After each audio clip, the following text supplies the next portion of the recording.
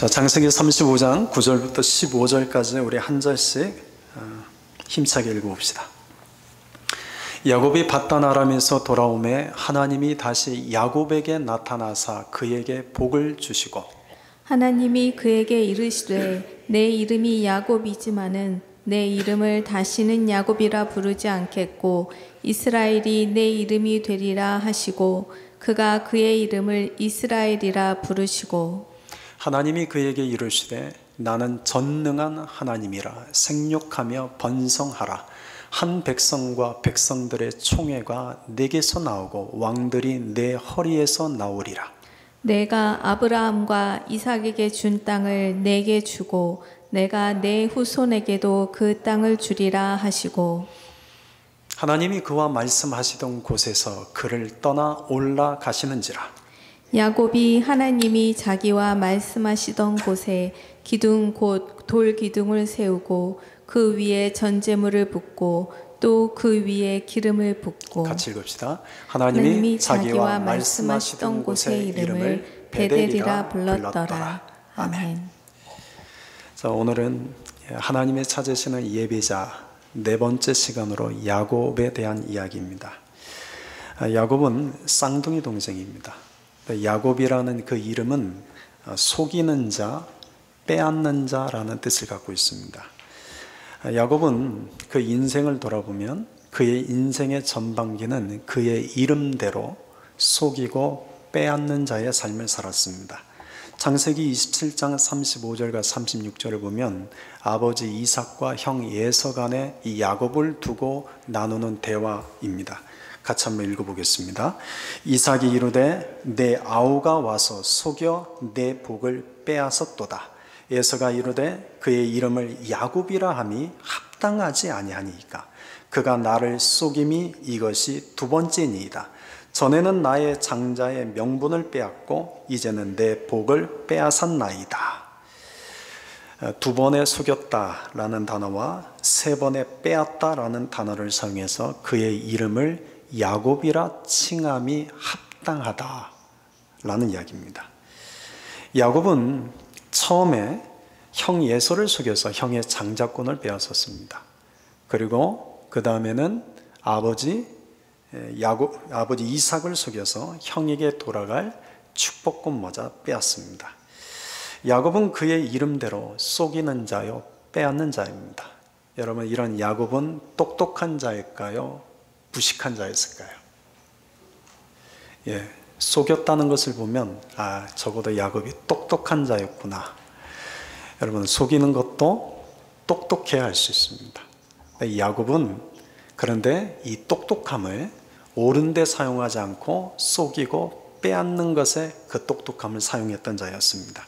그런데 그런 야곱이 인생의 후반기가 되면 하나님을 온전히 예배하는 자로 바꿔지게 됩니다. 하나님께서 속이고 빼앗는 자였던 야곱의 인생을 이제는 하나님을 예배하는 이스라엘로 바꿔 놓으십니다. 어떻게 야곱은 속이고 빼앗는 인생을 살다가 이제는 하나님을 예배하는 이스라엘로 살 수 있게 되었을까요? 오늘은 바로 그 내용들을 함께 나누려고 합니다. 먼저 속이고 빼앗는 자로 살았던 야곱의 인생의 전반기를 우리 간략하게 한번 살펴봅시다. 야곱의 부모는 이삭과 리브가입니다. 이삭이 나이 40에 리브가를 아내로 맞이했습니다. 그런데 결혼한 지 20년이 되어도 아내에게 아이가 없었습니다. 그러자 이삭이 하나님께 간구를 했습니다. 근데 하나님이 그 간구를 20년 만에 들어주셔서 그 리브가의 태에 쌍둥이를 임신하게 하셨습니다. 그런데 그 리브가의 태 속에 임신한 그 쌍둥이가 얼마나 배 안에서부터 싸우든지 이 리브가가 걱정이 심했습니다. 그 내용 이제 창세기 25장 22절에 이렇게 나오죠. 그 아들들이 그의 태 속에서 서로 싸우는지라 이럴 경우에는 내가 어찌 할꼬. 태 속에서도 이렇게 싸우는데 태어나면 이 둘이 얼마나 싸우게 될까? 이 리브가는 걱정이 심한 거죠. 그래서 하나님께 나가서 물었습니다. 이들이 이렇게 싸우면 엄마로서 나는 어떻게 해야 됩니까? 그때 하나님이 리브가에게 하신 말씀이 있습니다. 25장 23절에 보면 큰 자가 어린 자를 섬기리라. 다시 말하면 야곱이 둘째 태어난 쌍둥이 동생이 섬김받는 자가 될 것이다 라는 하나님의 말씀이었습니다. 여러분, 아이를 가진 부모는 대개 태몽이라는 것을 꿉니다. 여러분도 태몽을 꾸신 분이 있습니까? 태몽을 꾸면 이 태몽은 평생 잊혀지지가 않습니다. 그런데 리브가는 하나님께서 태몽을 꾸게 하신 것이 아니라 태 속에 있는 아이를 위한 태언을 주셨습니다. 하나님의 말씀을 주셨습니다. 그 내용은 큰 자가 어린 자를 섬기게 될 것이라는 말씀이었습니다. 부모는 태몽을 평생 잊지 못하는 것처럼 리브가 역시 평생 하나님이 태 속에서 주신 이 말씀을 잊지 않았을 겁니다. 에서와 야곱이 장성했습니다. 에서는 사냥하는 것을 좋아해서 들사람이 되고 야곱은 조용한 성격이라서 장막을 지키는 자가 되었습니다. 창세기 25장 28절을 보면 이삭은 에서를 사랑했고 리브가는 야곱을 사랑했다라고 기록되어 있습니다. 그런데 창세기 25장 28절에 보면 이삭이 에서를 사랑한 이유가 무엇인지를 이렇게 적고 있습니다. 에서가 사냥한 고기를 좋아함으로 그를 사랑했다. 그런데 리브가가 야곱을 사랑한 것은 왜 사랑했는지 이유가 적혀 있지 않습니다. 그래서 어떤 이들은 이렇게 말을 합니다. 야곱은 조용한 성격이요, 장막을 지키는 자요, 그래서 늘 엄마의 마음을 살갑게 살필 줄 아는 아들이었기 때문에 리브가는 그런 야곱을 더 사랑했을 것이다. 그런데 그렇지 않습니다. 리브가가 야곱을 사랑했던 이유는 한 가지 이유밖에 없습니다. 태언 때문입니다. 태 속에 임신했을 때 큰 자가 작은 자를 섬기리라. 둘째 아들인 야곱이 섬김받는 자가 되게 하리라. 이 하나님의 말씀을 기억했기 때문입니다. 그런데 어느 날 나이 많아 눈이 어두워서 앞을 분간할 수 없게 된 이삭이 큰아들 에서를 불렀습니다.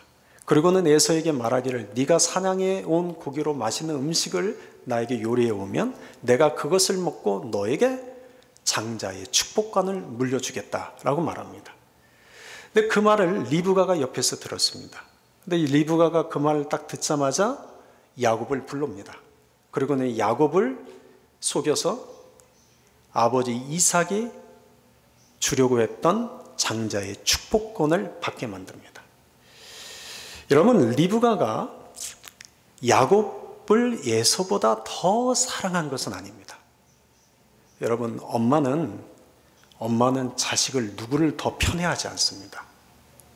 내 배의 고통을 통해서 낳은 자식은 누구나 다 똑같이 사랑스러운 자식입니다. 더군다나 쌍둥이 아이들입니다. 그런데 리브가가 이와 같이 야곱이 장자의 축복권을 받게 만든 것은 하나님이 하신 그 말씀 때문이었습니다. 큰 자가 작은 자를 섬기리라. 이 말씀을 기억했기 때문입니다. 그렇게 해서 야곱은 장자권과 축복권을 모두 다 자기가 가졌습니다. 그런데 야곱이 이런 장자권과 축복권을 아버지로부터 또 형으로부터 가져올 수 있었던 것은 그가 속이고 빼앗는 자였기 때문이었습니다. 야곱은 이제 모든 것을 다 가졌습니다. 장자권도 가져왔고 형에게 돌아갈 축복권까지 다 뺏어왔습니다. 그런데 이제 성경을 보면 이때부터 야곱의 인생에 거센 소용돌이가 몰려옵니다. 이때부터 이 야곱은 인생의 거센 풍랑 속에 던져지게 되고 아주 깊은 사막 가운데 던져지는 자가 됩니다. 기약 없는 인생의 밑바닥에 던져진 자가 됩니다. 여러분, 그 이유는 무엇일까요? 여러분, 하나님은 야곱이 단지 섬김받는 자가 되는 것이 목적이 아닙니다. 하나님은 야곱을 섬김받는 자가 되게 하시는 이유는 하나입니다. 야곱이 하나님을 예배하는 자가 되게 하기 위해서입니다. 여러분, 하나님이 때로는 우리를 높여주실 때가 있습니다. 때로는 하나님이 우리 인생을 잘 나가게 하실 때가 있습니다. 그리고 세상에서 때로는 많은 돈을 벌게 하실 때가 있습니다. 여러분, 그때 여러분은 어떻게 하셨습니까? 하나님을 예배하셨습니까? 아니면 하나님과 예배는 뒤로 하고 다른 데 더 몰두하셨습니까? 여러분, 하나님께서 우리를 잘 나가게 하시고 하나님께서 우리를 높여주시고 하나님이 우리에게 많은 것을 주실 때는 그것을 통해서 하나님을 예배하는 자가 되게 하기 위해서입니다. 그런데 야곱은 그 사실을 몰랐습니다. 그래서 하나님이 그 야곱을 이제 인생의 깊은 광야 속에 내던져서 야곱을 하나님이 다뤄가십니다. 그런데 이런 야곱의 인생에는 여러분 한 가지 숨은 그림이 있습니다. 그 숨은 그림은 그 어머니 리브가입니다. 여러분, 리브가는 뒤를 돌아보지 않는 믿음의 강단이 있는 믿음의 여인이었습니다. 이 리브가가 얼마나 믿음의 강단이 있었던지 아브라함의 종이 이삭의 아내를 찾기 위해서 자신의 집이 있는 하란까지 왔습니다. 그런데 그때 이 리브가의 부모는 딸에게 이렇게 말을 하죠. 네가 어차피 가나안으로 내려갈 터인데 나랑 며칠 더 머물자. 그런데 이때 리브가는 그런 부모의 청을 거절합니다. 그리고는 어차피 내가 가나안 땅에 가서 이삭과 결혼하는 것이 하나님으로부터 난 일이라면 나는 조금도 지체하지 않고 내려가겠습니다 하고 생면부지의 사람을 따라 가나안까지 내려갑니다. 여러분, 리브가가 어떤 사람인지를 우리가 확실하게 알 수 있습니다. 그런데 이런 리브가가 태언을 들었습니다. 그러니 이 리브가가 야곱을 키우면서 어떤 기도를 하나님께 드렸겠습니까? 정상적으로 보면 큰아들에게 모든 장자권과 축복권이 넘어가게 되어 있습니다. 그런데 그 어머니 리브가는 야곱을 볼 때마다 이 야곱이 섬김받는 자가 되는 것이 하나님의 뜻인데 그 말씀을 되뇌었을 겁니다. 그래서 하나님의 말씀대로 되게 하여 주십시오 기도했을 겁니다. 그런데 그랬던 야곱이 장자권과 축복권을 받은 후에 도망자 신세가 됩니다. 기약 없이 도망자 신세로 전락이 됩니다. 이때 어머니 리브가는 그 아들을 위해서 얼마나 많은 눈물의 기도를 하나님께 드렸겠습니까? 여러분, 사무엘 뒤에는 눈물의 어머니 한나가 있었던 것처럼 야곱의 뒤에도 눈물의 어머니 리브가가 있습니다. 여러분, 하나님은 부모의 기도를 들어주신 분이십니다. 그 이유가 뭔지 아십니까? 부모의 마음을 누구보다 잘 아는 것이 하나님 아버지시기 때문에 그렇습니다. 그래서 부모가 자식을 위해서 눈물로 흘린 기도는 하나님이 외면하지 않으십니다. 반드시 그 눈물의 기도를 기억하시고 하나님의 때에 하나님께서 일하시기 시작합니다. 여러분, 그래서 부모는 자식을 위해서 언제나 눈물로 기도하셔도 손해가 아닙니다. 그러니 여러분에게 권면합니다. 또 어떤 분이 이렇게 말씀하실지 모르죠. 내가 그동안 내 자식을 위해서 얼마나 많은 눈물을 흘렸는데 아직도 더 눈물을 흘려야 됩니까? 예, 그게 복입니다. 여러분, 하나님 앞에서 공짜는 없습니다. 여러분들이 눈물을 흘려 기도하는 만큼 결국 자식의 인생 속에 하나님이 일하실 것입니다. 창세기 28장부터는 이제 하나님께서 속이는 자여 빼앗는 자였던 야곱을 이제 어떻게 예배자로 세워가시는가에 대한 이야기입니다. 야곱이 아버지 이삭을 속여서 축복권을 가로챘습니다. 이 사실을 들에 나가서 사냥하고 돌아온 에서가 알아차렸습니다. 그러자 이 에서가 분이 나서 동생 야곱을 죽이겠다고 막 난리를 쳤습니다. 그러자 리브가는 급히 이 야곱을 하란 땅에 있는 자기 오빠 라반의 집으로 도망가게 합니다. 이때부터 야곱은 이제 인생의 광야의 삶이 시작이 됩니다.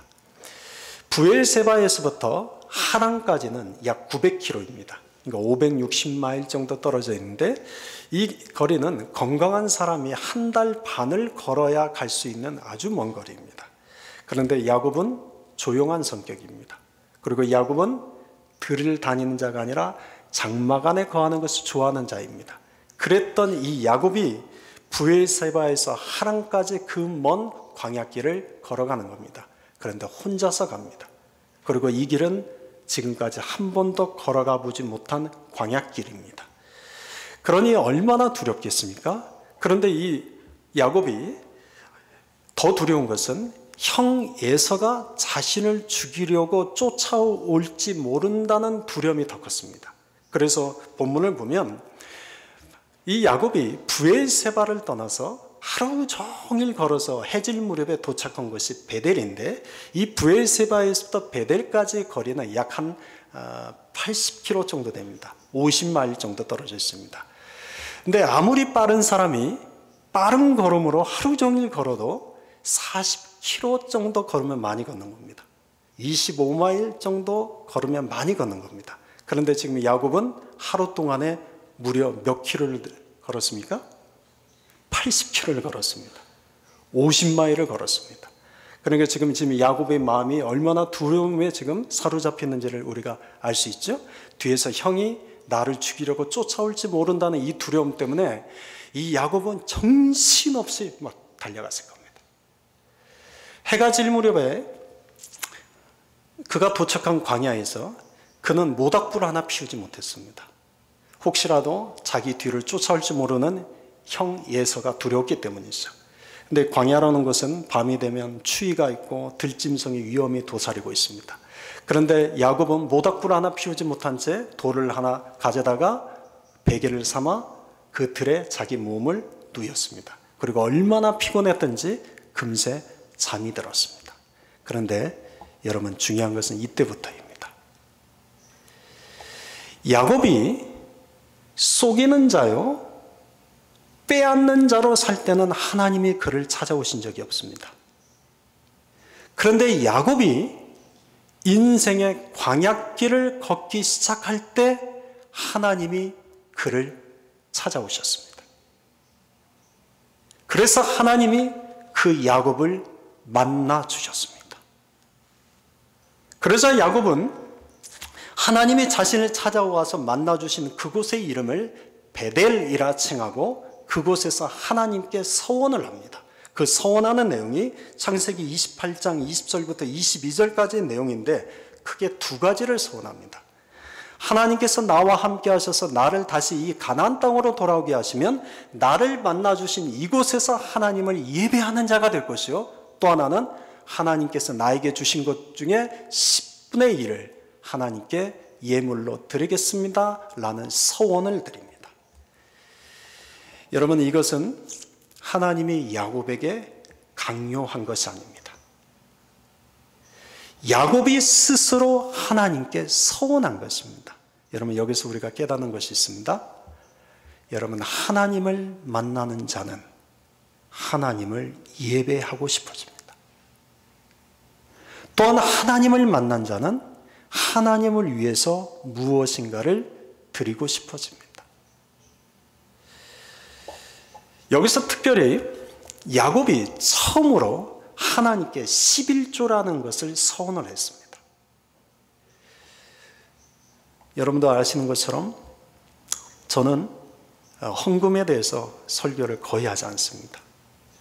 저는 성경 속에 헌금에 대한 이야기가 나오면 그걸 설명해 주지 저는 여러분에게 단 한 번도 헌금에 대해서 강요한 적이 없습니다. 이유는 믿음은 강요해서 되지 못하는 것처럼 11조 역시도 믿음의 표현이기 때문에 강요로 되는 것이 아닙니다. 앞으로 저는 계속해서 여러분에게 헌금이나 11조에 대해서는 절대 강요할 마음이 없습니다. 그런데 한 가지 분명한 것은 내가 하나님을 만나기 시작하면, 그리고 내 마음속에 하나님에 대한 믿음이 커지기 시작하면 말하지 않아도 그는 하나님께 드리기 시작할 겁니다. 야곱이 그랬습니다. 하나님이 이제 야곱을 다루기 시작하십니다.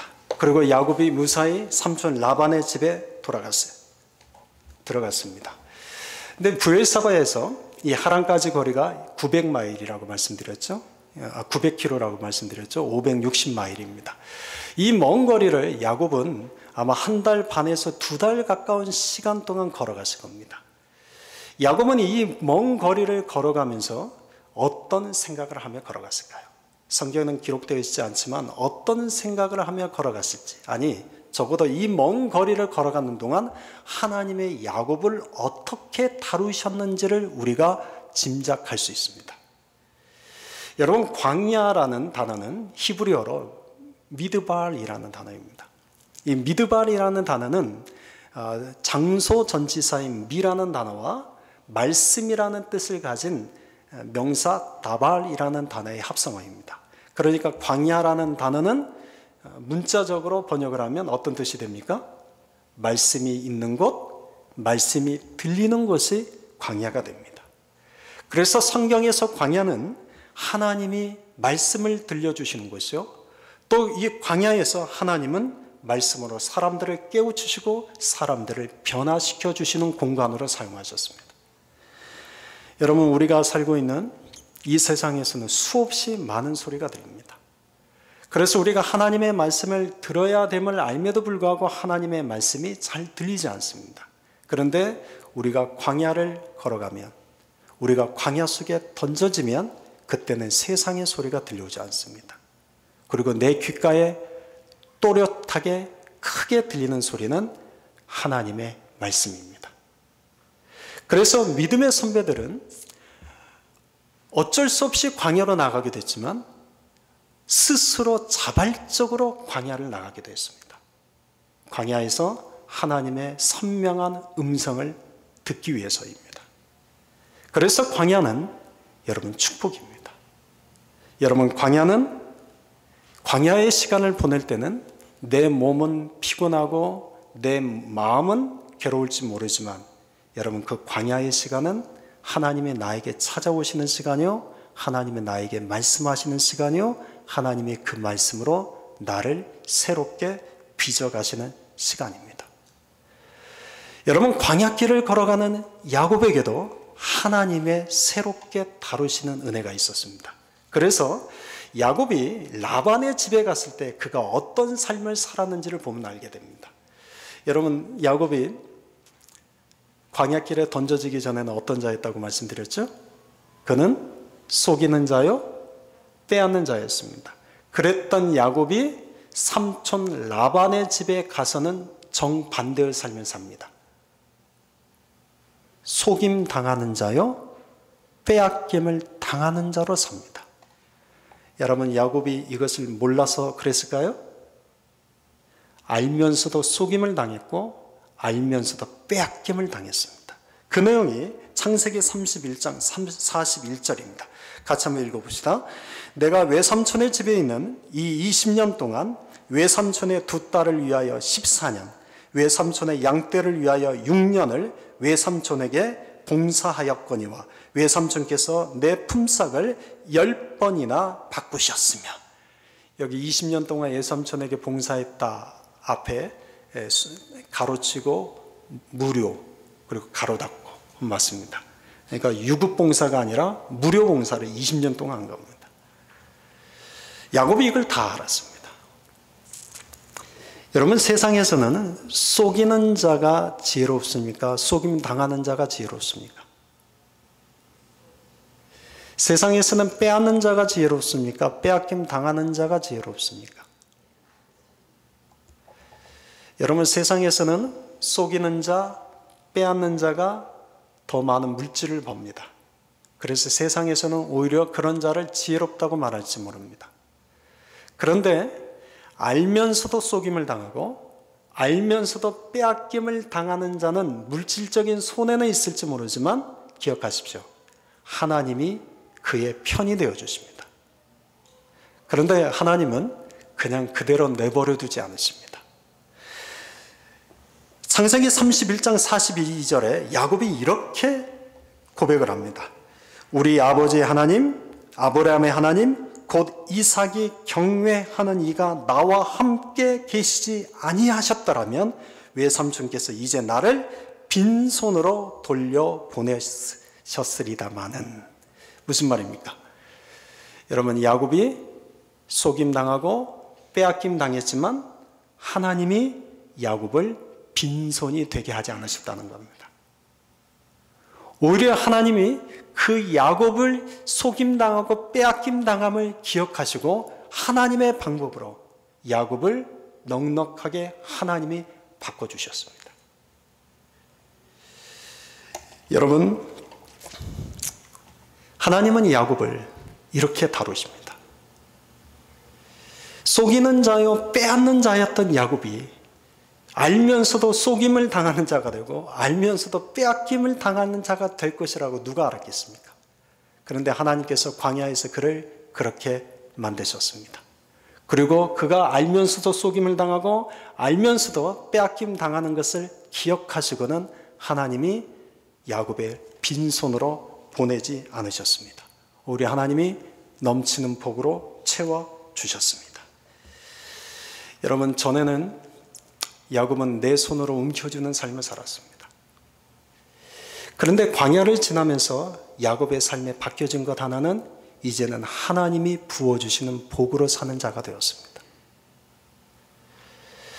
여러분, 저는 우리가 이런 야곱의 인생처럼 여기에 도전 한번 해보는 자가 되었으면 좋겠습니다. 우리는 불안해합니다. 두려워합니다. 그래서 내가 내 손으로 움켜쥐지 않으면, 내가 어떻게 해서든 속이고 빼앗는 자가 되지 않으면 인생에서 루저가 될 것처럼 생각을 합니다. 그리고 내가 그렇게 하지 않으면 내가 빈손이 될 것이라고 생각을 합니다. 그런데 여러분, 내 손으로 움켜쥐는 삶을 사는 자보다 하나님께서 복을 주시는 자로 살아가는 자가 더 복된 자입니다. 저는 우리 모두가 야곱처럼 그와 같은 인생의 변화가 있게 되기를 소망합니다. 삼촌 라반의 집에서 20년이라는 광야 시간이 지난 후에 이제 하나님께서 야곱을 찾아오셔서 이렇게 말씀하십니다. 창세기 31장 13절입니다. 같이 읽겠습니다. 나는 베델의 하나님이라.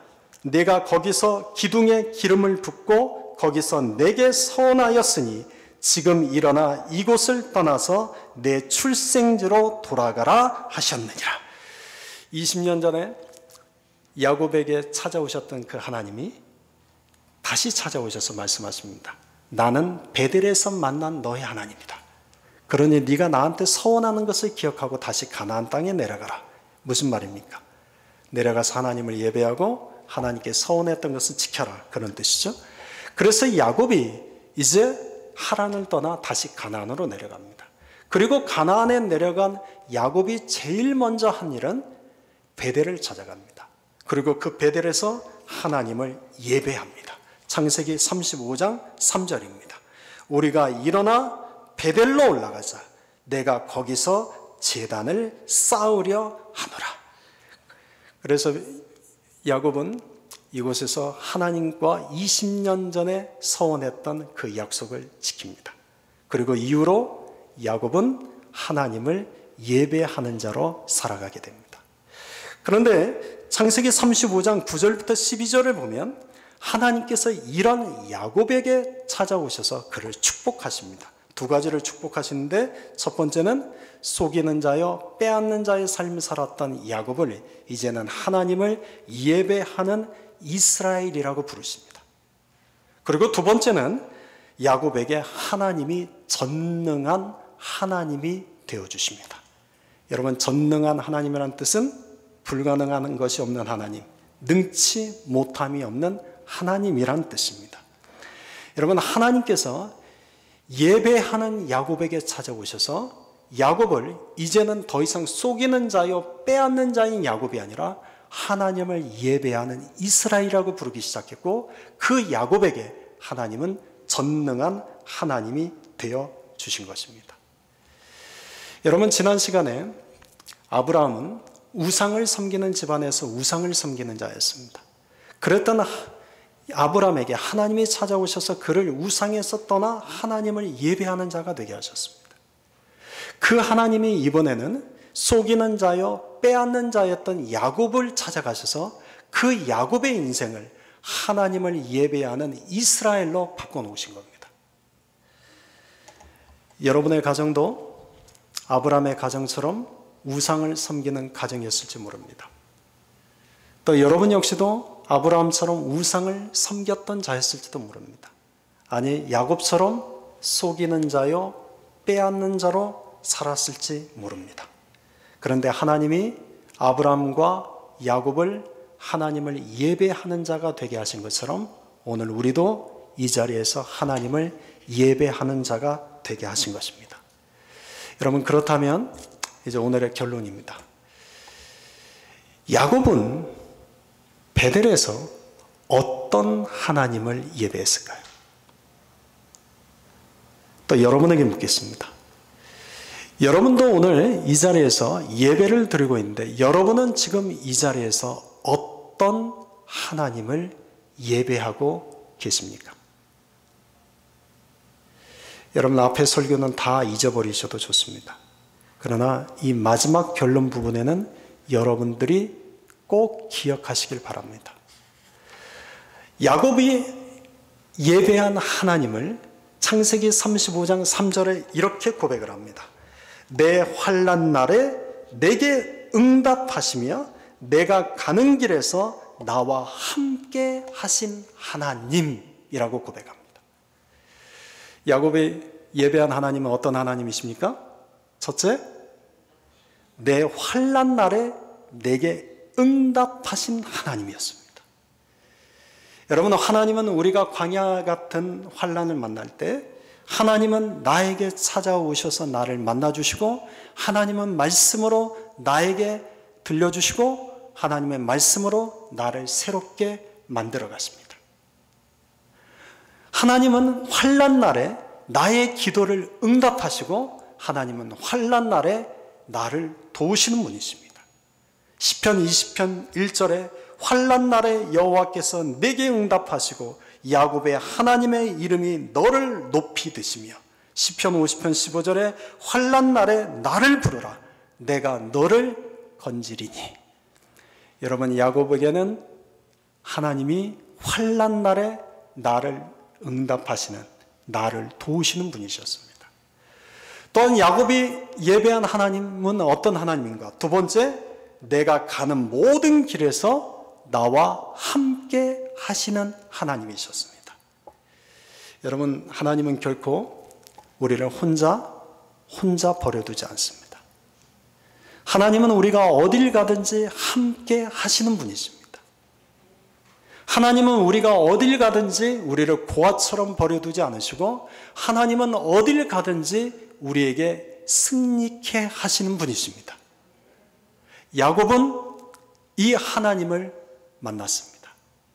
네, 여러분, 중요한 건 이겁니다. 야곱이 베델에 돌아와서 내 환난 날에 나에게 응답하신 하나님, 지난 20년의 삶 동안 광야길을 걸어가는 그동안 나와 함께 계셔서 나를 고아처럼 버려두지 않으시고 나에게 승리를 주셨던 그 하나님을 예배했습니다. 근데 여러분, 그 하나님을 한마디로 정리하면 그 하나님은 어떤 하나님이십니까? 살아계신 하나님이십니다. 어떤 하나님이라고요? 살아계신 하나님이십니다. 우리가 하나님을 예배하는데 하나님을 예배할 때 살아계신 하나님을 예배하는 것입니다. 그런데 사람들이 살아계신 하나님을 예배하지 않습니다. 지식적인 하나님을 예배합니다. 교리적인 하나님을 예배합니다. 형식적이고 습관적인 하나님을 예배합니다. 여러분, 야곱이 예배한 하나님은 지식적인 하나님이 아닙니다. 형식적이고 습관적인 하나님이 아닙니다. 머리로 아는 하나님이 아닙니다. 내 삶 속에서 내 환난 날에 나를 도우셨던 하나님, 내가 어디를 가든지 나와 함께 하셨고 나를 고아처럼 버려두지 아니하셨고 나에게 승리를 주셨던 살아계신 하나님을 예배했습니다. 여러분, 우리가 예배할 하나님은 살아계신 하나님이십니다. 여러분은 지금 어떤 하나님을 예배하고 계십니까? 살아계신 하나님을 예배하고 계십니까? 아니면 교리적이고 지식적이고 학문적인 하나님을 예배하고 있습니까? 습관적이고 형식적인 하나님을 예배하고 있습니까? 여러분, 참 예배는 살아계신 하나님을 예배하는 것입니다. 그 살아계신 하나님은 내가 환난 날에 나를 도우시는 분이십니다. 그 하나님은 내가 어디를 가든지 나와 함께 하시고 나를 버리지 않으시고 나에게 승리를 주시는 하나님이십니다. 여러분, 야곱이 이 살아계신 하나님을 예배할 때 하나님이 찾아오셔서 그에게 전능한 하나님이 되어 주셨습니다. 여러분, 우리는 살아있는 예배를 드리자고 말을 합니다. 여러분, 살아있는 예배는 어떤 예배입니까? 그럼 반대로 여러분, 죽은 예배는 어떤 예배입니까? 여러분, 살아있는 예배는 어떤 예배이고 죽은 예배는 어떤 예배입니까? 찬양의 은혜가 넘치고 말씀의 은혜가 있으면 살아있는 예배입니까?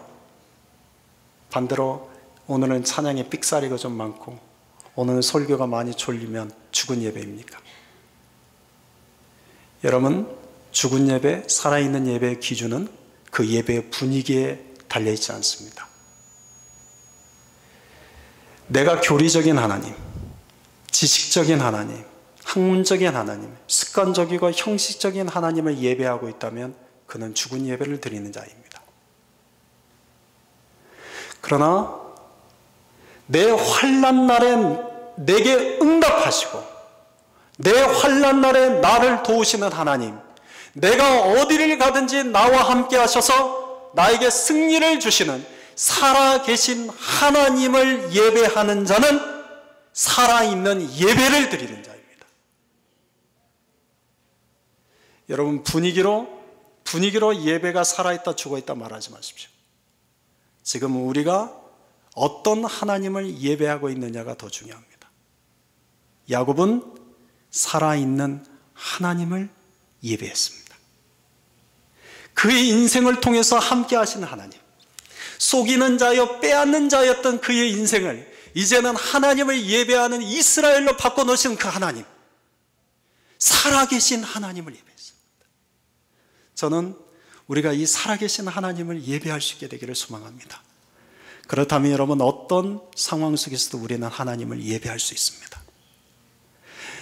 내가 힘들고 내가 기분이 안 좋으면 오늘 예배 글렀다, 오늘 예배 드릴 마음 안 난다. 그는 살아있는 하나님을 예배 드린 자가 아닙니다. 내 기분, 내 분위기에 따라 예배를 드리는 자입니다. 내가 어떤 상황에 있든, 내가 기분이 좋든 나쁘든, 교회에 오기 전에 좋은 일이 있었던, 오는 과정 속에 어떤 약간의 안 좋은 일이 있었든 상관하지 않고 이 예배를 들어오는 순간 하나님은 살아계신 하나님이십니다. 하나님은 내 환난 날에 나에게 응답하시는 하나님이십니다. 하나님은 어딜 가든지 나를 지키시고 나와 함께 하시고 나를 버리지 않으시고 나에게 승리를 주시는 살아계신 하나님이십니다. 오늘 그 하나님을 내가 예배하겠습니다. 여러분, 이런 살아있는 하나님을 예배하는 살아있는 예배자가 될 수 있기를 주님의 이름으로 축원드립니다. 아멘.